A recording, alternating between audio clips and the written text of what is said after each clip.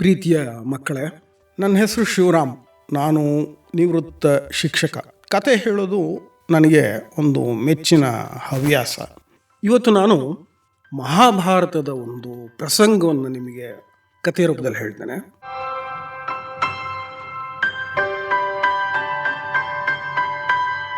ಮಹಾಭಾರತದ ಕತೆ ನಿಮಗೆಲ್ಲ ಗೊತ್ತಿದೆ. ಕೌರವ ಪಾಂಡವರ ನಡುವೆ ರಾಜ್ಯಕ್ಕಾಗಿ ನಡೆದಂತಹ ಒಂದು ಕಾದಾಟ. ಆ ರಾಜ್ಯಕ್ಕಾಗಿ ನಡೆದಂತಹ ಒಂದು ಸ್ಪರ್ಧೆಯಲ್ಲಿ ಪಾಂಡವರು ವನವಾಸವನ್ನು ಅನುಭವಿಸಬೇಕಾದ್ದು.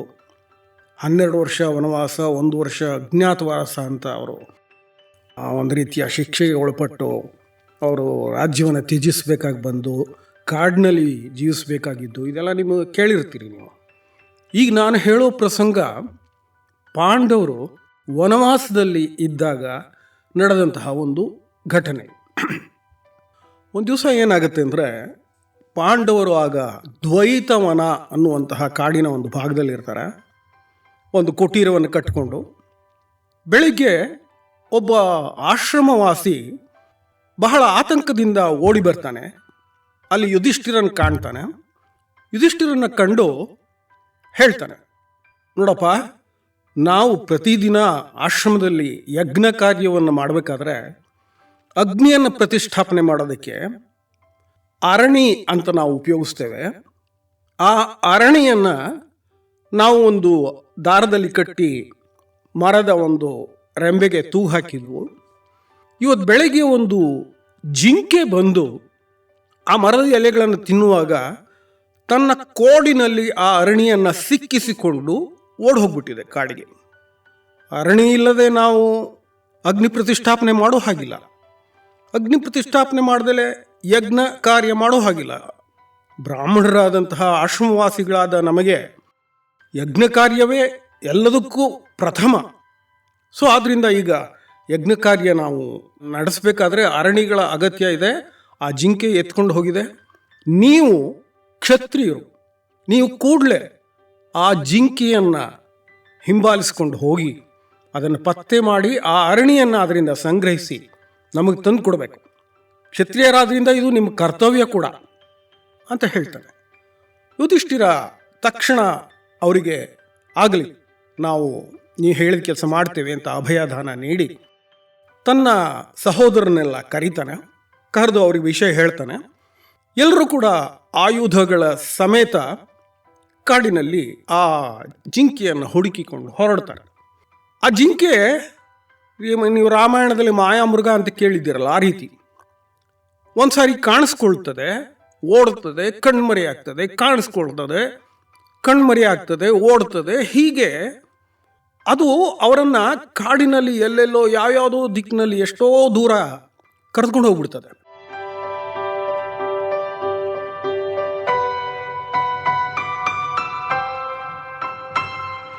ಇವರು ಅದನ್ನು ಹಿಂಬಾಲಿಸ್ಕೊಂಡು ಹೋಗ್ತಲೇ ಇರ್ತಾರೆ. ಸಾಕಷ್ಟು ದೂರ ಅವರು ಅದನ್ನು ಹಿಂಬಾಲಿಸ್ಕೊಂಡು ಹೋದ್ಮೇಲೆ ಒಂದ್ಸರಿ ಅದು ಕಣ್ಮರೆ ಆಗ್ಬಿಡುತ್ತೆ. ಅಷ್ಟೊತ್ತಿಗೆ ಕಾಡಿನಲ್ಲಿ ಅಲೆದು ಇವರಿಗೆಲ್ಲ ದಣಿವಾಗಿರ್ತದೆ, ಬಾಯಾರಿಕೆ ಆಗಿರ್ತದೆ. ಸ್ವಲ್ಪ ಕಾಲ ವಿಶ್ರಮಿಸ್ಕೊಳ್ಳೋಣ ಅಂತ ಒಂದು ಮರದ ನೆರಳಿನಲ್ಲಿ ಎಲ್ಲರೂ ಕುಳಿತುಕೋತಾರೆ. ಆಗ ಯುಧಿಷ್ಠಿರ ನಕುಲನಿಗೆ ಹೇಳ್ತಾನೆ, ತುಂಬ ಬಾಯಾರಿಕೆಯಾಗಿದೆ, ಎಲ್ಲೋ ಹತ್ತಿರದಲ್ಲಿ ಒಂದು ಸರೋವರ ಇರಬಹುದು, ನೀನು ಹೋಗಿ ನೀರು ಕುಡಿದು ನಮಗೂ ಎಲ್ಲ ತಾವರೆಯ ಎಲೆಗಳಲ್ಲಿ ನೀರು ತುಂಬಿಕೊಂಡು ಬಾ ಅಂತ ಹೇಳ್ತಾನೆ. ನಕುಲ ಆಯಿತು ಅಂತ ಹೊರಡ್ತಾನೆ. ನಕುಲ ಹೋಗಿ ಸ್ವಲ್ಪ ಹೊತ್ತಾಗತ್ತೆ, ಅವನು ಹಿಂದಿರುಗೋದಿಲ್ಲ. ಯಾಕಿಷ್ಟು ತಡ ಮಾಡ್ತಿದ್ದಾನೆ? ಸಹದೇವ, ನೀನು ಹೋಗಿ ನೋಡು, ಯಾಕಿಷ್ಟು ತಡ ಮಾಡ್ತಾ ಇದ್ದಾನೆ? ಸಹದೇವನ ಕಳಿಸ್ತಾನೆ. ಸಹದೇವ ಹೋಗ್ತಾನೆ. ಅವನು ಎಷ್ಟೊತ್ತಾದರೂ ಹಿಂದಿರುಗೋದಿಲ್ಲ. ನಂತರ ಯುಧಿಷ್ಠಿರ ಅರ್ಜುನನ್ನ ಆಮೇಲೆ ಭೀಮನನ್ನು ಕೂಡ ಕಳಿಸ್ತಾನೆ, ನೋಡ್ಕೊಂಬನ್ನಿ ಅಂತ. ಅವರುಗಳು ಕೂಡ ಎಷ್ಟೋ ಹೊತ್ತಾದರೂ ಕೂಡ ಹಿಂದಿರುಗುವುದೇ ಇಲ್ಲ. ಆಗ ಯುಧಿಷ್ಠಿರನಿಗೆ ಆತಂಕವಾಗತ್ತೆ.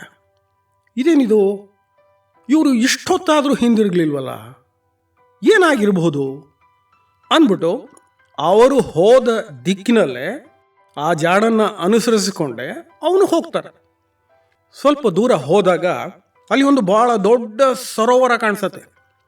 ಇವನು ಸರೋವರದ ಹತ್ತಿರ ಹೋದಾಗ ಸರೋವರದ ದಡದಲ್ಲಿ ಅವನ 4 ಜನ ತಮ್ಮಂದಿರು ಬಿದ್ದಿರೋದು ಕಾಣ್ತದೆ.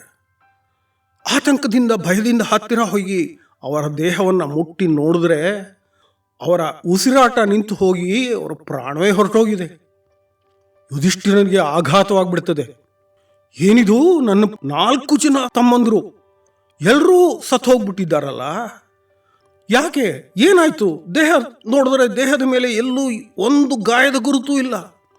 ವಿಷಪ್ರಾಶನೂ ಆಗಿರಬಹುದಾ ಅಂತ ನೋಡಿದ್ರೆ ಅದರ ಚಿಹ್ನೆ ಕೂಡ ಇಲ್ಲ. ಆವಾಗ ಇವನು ಬಹಳ ತುಂಬ ದುಃಖವಾಗುತ್ತೆ ಅವನಿಗೆ. ಅಲ್ಲ, ನನ್ನ ತಮ್ಮಂದರು ಎಂತಹ ಬಲಶಾಲಿಗಳು, ಧೈರ್ಯಶಾಲಿಗಳು, ವೀರರು, ಅಂತಹವರು ಹೀಗೆ ಬಹಳ ವಿಸ್ಮಯಕಾರಿಯಾಗಿ ಪ್ರಾಣವನ್ನು ಬಿಟ್ಟಿದ್ದಾರೆ ಅಂತ ಹೇಳಿದ್ರೆ ಏನಾಗಿರಬಹುದು ಅಂತ ದುಃಖಿಸ್ತಾ ಯೋಚಿಸ್ತಾ ಕೂತ್ಕೊತಾನೆ. ಕಡೆಗೆ ಅವನ ದೃಷ್ಟಿ ಸರೋವರದ ಕಡೆ ಹೋದಾಗ ತನಗೆ ತುಂಬ ಬಾಯಾರಿಕೆ ಆಗಿರೋದು ನೆನಪಾಗತ್ತೆ. ಮೊದಲು ಸ್ವಲ್ಪ ನೀರು ಕುಡಿದು ನಂತರ ವಿಚಾರ ಮಾಡೋಣ ಅಂತ ಸರೋವರದ ಕಡೆಗೆ ನಡೆದು ಹೋಗ್ತಾನೆ. ಸರೋವರದಲ್ಲಿ ಇಳಿದು ಬಗ್ಗಿ ಬೊಗಸೆಯಲ್ಲಿ ನೀರು ತುಂಬಿಕೊಂಡು ಆ ನೀರನ್ನು ಕುಡಿಯೋದಕ್ಕೆ ಇನ್ನೇನು ಕುಡಿಬೇಕು ಅನ್ನುವ ಹೊತ್ತಿಗೆ ಸರಿಯಾಗಿ ಒಂದು ಧ್ವನಿ ಗಟ್ಟಿಯಾಗಿ ಕೇಳಿಸುತ್ತೆ, ನಿಲ್ಲೋ, ಈ ಸರೋವರದ ನೀರನ್ನು ನೀನು ಕುಡಿಯುವ ಹಾಗಿಲ್ಲ. ಯುಧಿಷ್ಠಿರ ಸುತ್ತ ನೋಡ್ತಾನೆ, ಯಾರು ಕಾಣೋದಿಲ್ಲ. ಕೇಳ್ತಾನೆ, ಯಾರು ನನ್ನನ್ನು ಈ ಸರೋವರದ ನೀರನ್ನು ಕುಡಿಯೋದಕ್ಕೆ ನಿರ್ಬಂಧಿಸ್ತಾ ಇರೋದು? ಎದುರಿಗೆ ಬನ್ನಿ. ಅವಾಗ ಧ್ವನಿ ಹೇಳುತ್ತೆ, ನಾನೊಬ್ಬ ಯಕ್ಷ, ಈ ಸರೋವರ ನನ್ನದು, ನನ್ನ ಅನುಮತಿ ಇಲ್ಲದೆ ಈ ಸರೋವರದ ನೀರನ್ನು ಯಾರೂ ಕುಡಿಯುವ ಹಾಗಿಲ್ಲ. ನಿನ್ನ ತಮ್ಮಂದಿರಿಗೂ ಆ ಮಾತನ್ನು ಹೇಳಿದೆ, ಅವರು ಅಲಕ್ಷಿಸಿದರು, ಆದ್ರಿಂದಲೇ ಅವರು ಸತ್ತು ಬಿದ್ದಿದ್ದಾರೆ. ನಿನಗೂ ಅಷ್ಟೆ, ನನ್ನ ಅನುಮತಿಯನ್ನು ಪಡೆಯದೆ ನೀನು ಕುಡಿದ್ರೆ ನಿನಗೂ ಅದೇ ಗತಿ ಆಗತ್ತೆ ಅನ್ನತ್ತೆ.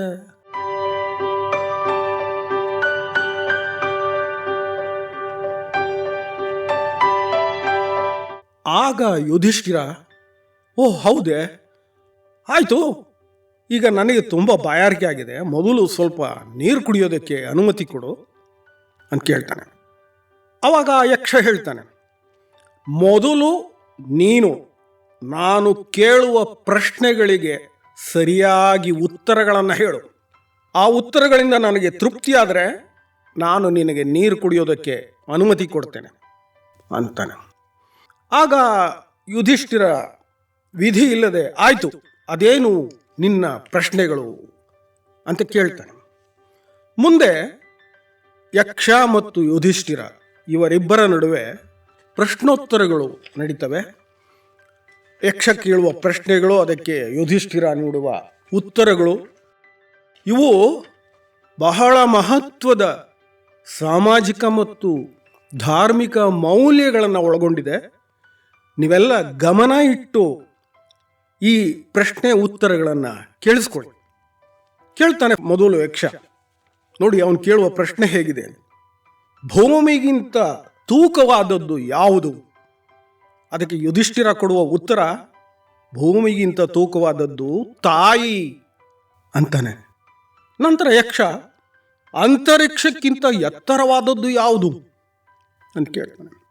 ಅದಕ್ಕೆ ಯುಧಿಷ್ಠಿರ, ತಂದೆ ಅಂತರಿಕ್ಷಕ್ಕಿಂತ ಎತ್ತರವಾದವರು. ನಂತರ ಯಕ್ಷ ಕೇಳ್ತಾನೆ, ಬಹಳ ವೇಗವಾಗಿ ಬದಲಾಗುವ ಚಲಿಸುವಂತಹದ್ದು ಯಾವುದು? ಯುಧಿಷ್ಠಿರ, ಮನುಷ್ಯನ ಮನಸ್ಸು, ಅದಕ್ಕಿಂತ ವೇಗವಾಗಿ ಚಲಿಸುವುದು ವಿಶ್ವದಲ್ಲಿ ಬೇರೊಂದಿಲ್ಲ ಅಂತ. ಆಮೇಲೆ ಯಕ್ಷ ಕೇಳ್ತಾನೆ, ಹುಲ್ಲಿನ ಎಸಳುಗಳಿಗಿಂತ ಹೆಚ್ಚಿನ ಸಂಖ್ಯೆಯಲ್ಲಿ ಇರುವುದು ಏನು? ಅವಾಗ ಅದಕ್ಕೆ ಯುಧಿಷ್ಠಿರ ಹೇಳ್ತಾನೆ, ಮನುಷ್ಯನ ಚಿಂತೆಗಳು, ಅವುಗಳ ಸಂಖ್ಯೆ ಅಸಂಖ್ಯಾತ. ನಂತರ ಕೇಳ್ತಾನೆ, ಕ್ಷತ್ರಿಯ ಯಾರು? ಯುಧಿಷ್ಠಿರ ಹೇಳ್ತಾನೆ, ದೃಢ ಚಿತ್ತವುಳ್ಳವನೇ, ಅಂದರೆ ಗಟ್ಟಿಯಾದ ಮನಸ್ಸುಳ್ಳವನೇ ಕ್ಷತ್ರಿಯ. ಆಮೇಲೆ ಯಕ್ಷ ಕೇಳ್ತಾನೆ, ಯಾವುದು ಅಜ್ಞಾನ? ತನ್ನ ಕರ್ತವ್ಯ ಏನು ಅಂತ ತಿಳಿಯದಿರುವುದೇ ಅಜ್ಞಾನ. ಒಬ್ಬ ವ್ಯಕ್ತಿ ತಾನು ಏನು ಮಾಡಬೇಕು ಅನ್ನೋದನ್ನು ತಿಳಿದಲೇ ಬದುಕಿದರೆ ಅದೇ ದೊಡ್ಡ ಅಜ್ಞಾನ. ಯಕ್ಷ ಕೇಳ್ತಾನೆ, ಸೋಮಾರಿತನ ಯಾವುದು? ತನ್ನ ಕರ್ತವ್ಯ ಇದು ಅಂತ ಒಬ್ಬ ವ್ಯಕ್ತಿಗೆ ಗೊತ್ತಿದ್ದು ಆ ಕರ್ತವ್ಯವನ್ನು ಮಾಡದಿರುವುದೇ ಸೋಮಾರಿತನ. ನಿಜವಾದ ಸ್ನಾನ ಯಾವುದು ಅಂತ ಯಕ್ಷ ಕೇಳ್ತಾನೆ. ಯುಧಿಷ್ಠಿರ ಹೇಳ್ತಾನೆ, ಮನಃಶುದ್ಧಿಯೇ ನಿಜವಾದ ಸ್ನಾನ. ನಾವು ನಮ್ಮ ದೇಹವನ್ನು ಎಷ್ಟೇ ಶುಚಿಯಾಗಿ ಇಟ್ಕೊಳ್ಬಹುದು, ಆದರೆ ಒಳಗಿನ ಮನಸ್ಸನ್ನು ಶುದ್ಧವಾಗಿ ಇಟ್ಕೊಳ್ಳದೇ ಇದ್ದರೆ ಏನೂ ಪ್ರಯೋಜನವಿಲ್ಲ. ನಾವು ಧಾರ್ಮಿಕವಾದ ನೈತಿಕವಾದ ಜೀವನ ನಡೆಸೋಕ್ಕೆ ಸಾಧ್ಯ ಇಲ್ಲ. ನಂತರ ಕೇಳ್ತಾನೆ, ದುಷ್ಟತನ ಅಂತ ನಾವು ಯಾವುದನ್ನು ಕರಿಬಹುದು? ಅದಕ್ಕೆ ಯುಧಿಷ್ಠಿರ ಹೇಳ್ತಾನೆ, ಪರರನ್ನು ಹಿಂಸಿಸುವುದು, ಪರರನ್ನು ದೂಷಿಸುವುದು, ಇದೇ ದುಷ್ಟತನ. ಆಮೇಲೆ ಕೇಳ್ತಾನೆ ಯಕ್ಷ, ಮನುಷ್ಯ ಯಾವುದನ್ನ ಬಿಟ್ಟರೆ ಎಲ್ಲರಿಗೂ ಪ್ರಿಯನಾಗ್ತಾನೆ ಅಂತ. ಯುಧಿಷ್ಠಿರ ಹೇಳ್ತಾನೆ, ಅಹಂಕಾರವನ್ನು ಬಿಟ್ಟರೆ, ಗರ್ವವನ್ನು ಬಿಟ್ಟರೆ ಒಬ್ಬ ಮನುಷ್ಯ ಎಲ್ಲರಿಗೂ ಪ್ರಿಯನಾಗ್ತಾನೆ. ಆಮೇಲೆ ಯಕ್ಷ ಕೇಳ್ತಾನೆ, ದೇವರಿಗೆ ಪ್ರಿಯನಾದವನು ಯಾರು ಅಂತ. ಯುಧಿಷ್ಠಿರ ಹೇಳ್ತಾನೆ, ಯಾರು ಸದಾ ಪರೋಪಕಾರ ಪರಹಿತ ಚಿಂತನೆಯನ್ನೇ ತನ್ನ ಜೀವನದ ಧ್ಯೇಯವಾಗಿಟ್ಕೊಂಡು ಅದರಂತೆ ಬದುಕ್ತಾನೋ ಅವನೇ ದೇವರಿಗೆ ಪ್ರಿಯನಾಗುತ್ತಾನೆ. ಕೇವಲ ಭಕ್ತಿ ಆಡಂಬರದ ಪೂಜೆಯಿಂದ ಯಾರೂ ದೇವರಿಗೆ ಪ್ರಿಯನಾಗುವುದಿಲ್ಲ. ಹಾಗಿದ್ರೆ ಬ್ರಾಹ್ಮಣ ಅಂದರೆ ಯಾರು ಅಂತ ಯಕ್ಷ ಕೇಳ್ತಾನೆ. ಅದಕ್ಕೆ ಯುಧಿಷ್ಠಿರ ಹೇಳ್ತಾನೆ, ಸತ್ಯವಂತನಾದವನು, ಸದಾಚಾರಿಯಾದವನು, ಎಲ್ಲರಿಗೂ ಸನ್ಮಾರ್ಗವನ್ನು ತೋರಿಸುವವನು, ಅಂತಹವನೇ ಬ್ರಾಹ್ಮಣ. ಕೇವಲ ಹುಟ್ಟಿನಿಂದ ಅಥವಾ ವೇದಾಧ್ಯಯನದಿಂದ ಯಾರೂ ಬ್ರಾಹ್ಮಣನಾಗುವುದಿಲ್ಲ. ಯಕ್ಷ ಕೇಳ್ತಾನೆ, ಸದ್ಗುಣಿ ಅಂದರೆ ಯಾರು? ಯುಧಿಷ್ಠಿರ ಹೇಳ್ತಾನೆ, ವಿವೇಕಿಯಾದವನೇ ಸದ್ಗುಣಿ. ಯಾವುದು ಸರಿ, ಯಾವುದು ತಪ್ಪು, ಯಾವುದು ಒಳ್ಳೆಯದು, ಯಾವುದು ಕೆಟ್ಟದು, ಯಾವುದು ತನಗೂ ಹಿತ ಪರರಿಗೂ ಹಿತ, ಈ ವಿವೇಕವುಳ್ಳವನೇ ಸದ್ಗುಣಿ. ಯಕ್ಷ ಕೇಳ್ತಾನೆ, ಯಾವುದು ಉತ್ತಮವಾದ ಧನ ಸಂಪತ್ತು? ಯುಧಿಷ್ಠಿರ ಹೇಳ್ತಾನೆ, ಮನುಷ್ಯನಿಗೆ ವಿದ್ಯೆಯೇ ಅತ್ಯುತ್ತಮವಾದ ಧನ, ಅತ್ಯುತ್ತಮವಾದ ಸಂಪತ್ತು. ಅದನ್ನು ಯಾರೂ ಒಬ್ಬನಿಂದ ಇನ್ನೊಬ್ಬ ಕದಿಯಲಾರ. ಹೌದು, ಅವನನ್ನು ಇಡೀ ಜೀವನದಲ್ಲಿ ಅವನನ್ನು ಒಳ್ಳೆಯ ಮಾರ್ಗದಲ್ಲಿ ಕೈ ಹಿಡಿದು ನಡೆಸುತ್ತದೆ. ಯಮ ಕೇಳ್ತಾನೆ, ಹಾಗಿದ್ರೆ ಧನಾರ್ಜನೆಗೆ ಅಂದರೆ ಹಣವನ್ನು ಸಂಪಾದನೆ ಮಾಡೋದಕ್ಕೆ ಸರಿಯಾದ ಮಾರ್ಗ ಯಾವುದು? ಯುಧಿಷ್ಠಿರ ಹೇಳ್ತಾನೆ, ಪ್ರಾಮಾಣಿಕತೆ, ಶ್ರದ್ಧೆ, ದಕ್ಷತೆ, ಇವು ಮೂರು ಕೂಡ ಧನಾರ್ಜನೆ, ಸಂಪತ್ತು, ಹಣವನ್ನು ಗಳಿಸುವುದಕ್ಕೆ ಬಹಳ ಉತ್ತಮವಾದ ಮಾರ್ಗ.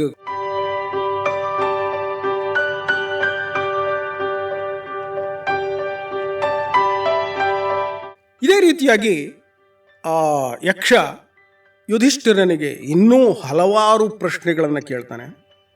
ಎಲ್ಲ ಪ್ರಶ್ನೆಗಳಿಗೂ ಯುಧಿಷ್ಠಿರ ಉತ್ತರಗಳನ್ನು ಕೊಡ್ತಾನೆ. ಕಡೆಯಲ್ಲಿ ಯಕ್ಷ, ನಿನ್ನ ಉತ್ತರಗಳಿಂದ ನಾನು ಸಂತೃಪ್ತನಾಗಿದ್ದೇನೆ. ನಿನ್ನ ಧಾರ್ಮಿಕ ತಿಳುವಳಿಕೆ, ನೈತಿಕ ತಿಳುವಳಿಕೆ ತುಂಬ ಉತ್ತಮವಾಗಿದೆ. ಆದ್ದರಿಂದ ನಾನು ಪ್ರಸನ್ನಾಗಿದ್ದೇನೆ. ಈಗ ಹೇಳು, ನಿನ್ನ 4 ಅಣ್ಣ ತಮ್ಮಂದರಲ್ಲಿ ನಾನು ಯಾರನ್ನ ಬದುಕಿಸ್ಲಿ? ಒಬ್ಬನ್ನ ಬದುಕಿಸ್ತೇನೆ, ಯಾರನ್ನ ಬದುಕಿಸ್ಲಿ? ಅವಾಗ ಯುಧಿಷ್ಠಿರ ಹೇಳ್ತಾನೆ, ಹಾಗಿದ್ರೆ ನಕುಲನನ್ನ ಬದುಕಿಸು. ಆಗ ಆ ಯಕ್ಷ ಕೇಳ್ತಾನೆ, ಅಲ್ಲ, ಬಹಳ ವಿಚಿತ್ರವಾಗಿದೆಯಲ್ಲ ನಿನ್ನ ಅಪೇಕ್ಷೆ. ಅರ್ಜುನ ಭೀಮರು ನಿನಗೆ ತುಂಬ ಪ್ರಿಯರಾದವರು, ನಿನ್ನ ಒಡ ಹುಟ್ಟಿದವರು. ಅದನ್ನು ಬಿಟ್ಟು ನೀನು ನಕುಲನನ್ನು ಜೀವಿಸು ಅಂತ ಕೇಳ್ತಿದ್ಯಲ್ಲ. ಆವಾಗ ಅದಕ್ಕೆ ಯುಧಿಷ್ಠಿರ ಹೇಳ್ತಾನೆ, ನನ್ನ ತಂದೆ ಪಾಂಡುವಿಗೆ ಕುಂತಿ ಮತ್ತು ಮಾದ್ರಿ ಇಬ್ಬರು ಪತ್ನಿಯರು. ನಾನು ಅರ್ಜುನ ಭೀಮ ಕುಂತಿಯ ಮಕ್ಕಳು, ನಕುಲ ಸಹದೇವ ಮಾದ್ರಿ ತಾಯಿಯ ಮಕ್ಕಳು. ನನ್ನ ತಂದೆ ಪಾಂಡು ಮರಣ ಹೊಂದಿದಾಗ ಮಾದ್ರಿ ಸಹಗಮನ ಹೊಂದಿದಳು. ಅದಕ್ಕೆ ಮೊದಲು ನನ್ನನ್ನು ಕರೆದು ನೋಡಪ್ಪ ಯುಧಿಷ್ಠಿರ, ನೀನು ದೊಡ್ಡವನು. ನನ್ನ ಮಕ್ಕಳಾದ ಈ ನಕುಲ ಸಹದೇವರಲ್ಲಿ, ನಿನ್ನ ಸಹೋದರರಾದ ಒಡಹುಟ್ಟಿದವರಾದ ಭೀಮ ಅರ್ಜುನರಲ್ಲಿ ಯಾವುದೇ ರೀತಿಯ ತಾರತಮ್ಯವನ್ನು ಮಾಡಬೇಡ, ಭೇದ ಭಾವ ಮಾಡಬೇಡ, ಆ ರೀತಿಯಾಗಿ ನೋಡ್ಕೋ ಅಂತ ಹೇಳಿ ಆ ನಕುಲ ಸಹದೇವರ ಕೈಯನ್ನು ನನ್ನ ಕೈನಲ್ಲಿಟ್ಟು ಪ್ರಾಣ ಬಿಟ್ಲು. ಕುಂತಿಯ ಮಗನಾಗಿ ನಾನು ಬದುಕಿರೋದ್ರಿಂದ ಮಾದ್ರಿಯ ಮಕ್ಕಳಲ್ಲಿ ಒಬ್ಬರಾಗಿ ಯಾರಾದರೂ ಬದುಕಬೇಕಲ್ಲ, ಆದ್ದರಿಂದ ನಾನು ನಕುಲನನ್ನು ಬದುಕಿಸು ಅಂತ ಕೇಳ್ತಾ ಇದ್ದೇನೆ. ಆಗ ಯಕ್ಷನಿಗೆ ತುಂಬ ಸಂತೋಷವಾಗುತ್ತದೆ. ಅಬ್ಬ, ನಿನ್ನ ಧರ್ಮಜ್ಞಾನ, ನಿನ್ನ ಧರ್ಮದ ಜ್ಞಾನದ ಸೂಕ್ಷ್ಮತೆ ಎಷ್ಟು ಮಹೋನ್ನತವಾಗಿದೆ ಅಂಥೇಳಿ, ಆಯಿತು ಅಂಥೇಳಿ ಎಲ್ಲರನ್ನೂ ಬದುಕಿಸ್ತಾನೆ. ಎಲ್ಲರೂ ಕೂಡ ಕಣ್ಣುಜ್ಜಿಕೊಂಡು ನಿದ್ರೆಯಿಂದ ಎಚ್ಚೆತ್ತವರಂತೆ ಹೇಳ್ತಾರೆ. ಆಗ ಯುಧಿಷ್ಠಿರ ಕೇಳ್ತಾನೆ ಯಕ್ಷನ, ದಯವಿಟ್ಟು ನೀನು ಪ್ರತ್ಯಕ್ಷನಾಗು, ನಿನ್ನನ್ನು ನೋಡಬೇಕು ಅನ್ನಿಸ್ತಾ ಇದೆ. ಆಗ ಯಕ್ಷ ಪ್ರತ್ಯಕ್ಷನಾಗ್ತಾನೆ. ಆ ಯಕ್ಷ ಬೇರೆ ಯಾರೂ ಆಗಿರುವುದಿಲ್ಲ, ಅವನು ಸಾಕ್ಷಾತ್ ಯಮಧರ್ಮರಾಯರಾಗಿರ್ತಾನೆ. ಅಂದರೆ ಯುಧಿಷ್ಠಿರನ ನಿಜವಾದ ತಂದೆ ಯಮಧರ್ಮ. ಯಾಕೆ ಅಂತ ಹೇಳಿದ್ರೆ, ಕುಂತಿ ಆ ಯಮಧರ್ಮನ ವರದಿಂದ ಯುಧಿಷ್ಠಿರನ್ನ ಪಡೆದಿರ್ತಾಳೆ. ಅವನನ್ನು ನೋಡಿ ಪಾಂಡವರಿಗೆಲ್ಲ ತುಂಬ ಸಂತೋಷವಾಗುತ್ತೆ. ಅವನಿಗೆ ನಮಸ್ಕರಿಸಿ ಆಶೀರ್ವಾದವನ್ನು ಕೇಳ್ತಾರೆ. ಅವನು ಎಲ್ಲರನ್ನೂ ಕೂಡ ಬಹಳ ಸಂತೋಷದಿಂದ ಆಶೀರ್ವದಿಸ್ತಾನೆ. ಆಮೇಲೆ ಹೇಳ್ತಾನೆ, ನೋಡಿ, ನೀವು ಕೌರವರ ಕಾರಣದಿಂದಾಗಿ ಸಾಕಷ್ಟು ಕಷ್ಟಗಳನ್ನು ಅನುಭವಿಸಿದ್ದೀರಿ, ವನವಾಸವನ್ನು ಅನುಭವಿಸಿದ್ದೀರಿ. ಇನ್ನು ಮುಂದೆ 1 ವರ್ಷ ಅಜ್ಞಾತವಾಸ ಬರುತ್ತದೆ. ಅಜ್ಞಾತವಾಸದಲ್ಲಿ ನೀವು ಯಾರಿಗೂ ಪತ್ತೆಯಾಗದಂತೆ ಬದುಕಬೇಕು. ನಾನು ನಿಮಗೆ ಒಂದು ವರ ಕೊಡ್ತೇನೆ.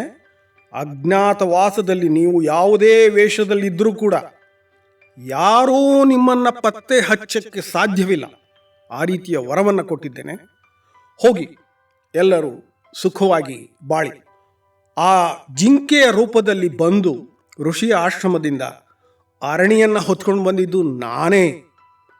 ನಿನ್ನ ಧರ್ಮ ಸೂಕ್ಷ್ಮತೆಯನ್ನು ಪರೀಕ್ಷಿಸಬೇಕು, ಧರ್ಮ ಜ್ಞಾನವನ್ನು ಪರೀಕ್ಷಿಸಬೇಕು ಅಂತ ನಾನು ಹಾಗೆ ಮಾಡಿದೆ ಅಂತ ಹೇಳಿ ಅರಣಿಯನ್ನು ಯುಧಿಷ್ಠಿರನಿಗೆ ಕೊಡ್ತಾನೆ. ಎಲ್ಲರೂ ಧರ್ಮರಾಯನಿಗೆ ನಮಸ್ಕರಿಸ್ತಾರೆ. ನಂತರ ಅವನು ಅದೃಶ್ಯನಾಗ್ತಾನೆ. ಈ ಪಾಂಡವರೆಲ್ಲ ಕೂಡ ಆ ಅರಣಿಯನ್ನು ತೆಗೆದುಕೊಂಡು ಬಂದು ಆ ಆಶ್ರಮದಲ್ಲಿದ್ದಂತಹ ಋಷಿಗಳಿಗೆ ಅದನ್ನು ಹಿಂದಿರುಗಿಸ್ತಾರೆ.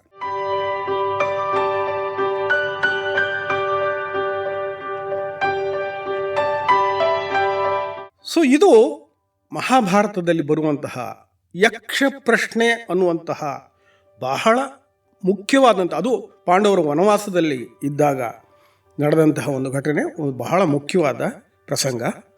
ಎಲ್ಲರೂ ನಾನು ಹೇಳಿದ ಹಾಗೆ ಅದರಲ್ಲಿ ಯಕ್ಷ ಕೇಳುವ ಪ್ರಶ್ನೆಗಳು, ಅದಕ್ಕೆ ಯುಧಿಷ್ಠಿರ ನೀಡುವ ಉತ್ತರಗಳು, ಅದನ್ನು ಸರಿಯಾಗಿ ಮನನ ಮಾಡಿಕೊಳ್ಳಿ. ಬಹಳ ಮಹತ್ವದ ಜೀವನ ಮೌಲ್ಯಗಳು ಅದರಲ್ಲಿ ಅಡಗಿವೆ. ಧನ್ಯವಾದ.